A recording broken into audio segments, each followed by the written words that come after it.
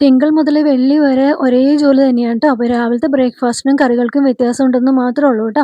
ശനിയും ഞായറും ആണെങ്കില് ഈ ജോലിയിൽ നിന്ന് കുറച്ചും കൂടി ഇരട്ടി ജോലി ഉണ്ടാകും. കാരണം അന്നൊന്ന് ഡിലേ ആകും ജോലിയെല്ലാം ചെയ്യാനായിട്ട്.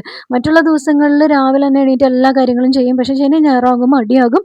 ആ മടിക്ക് ഇരട്ടി ജോലി ചെയ്യേണ്ടിയും വരും ട്ടോ. അപ്പോൾ ദേ പിള്ളേർക്കുള്ള ചായയെല്ലാം റെഡിയാക്കി, പിന്നെ ചോറൊക്കെ റെഡിയാക്കി കൊടുത്തു.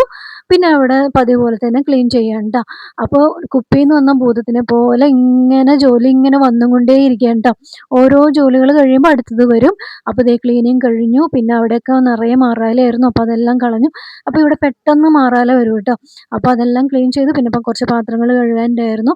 ഇതെല്ലാം കഴിഞ്ഞിട്ട് പിന്നെ കുറച്ച് തുണികൾ മടക്കി വെക്കാനുണ്ടായിരുന്നു. അപ്പോൾ ഇങ്ങനെ ഓരോ ജോലികളും ഒരു വീട്ടമ്മയുടെ ജോലി ഒരിക്കലും അവസാനിക്കുന്നില്ല ട്ടോ.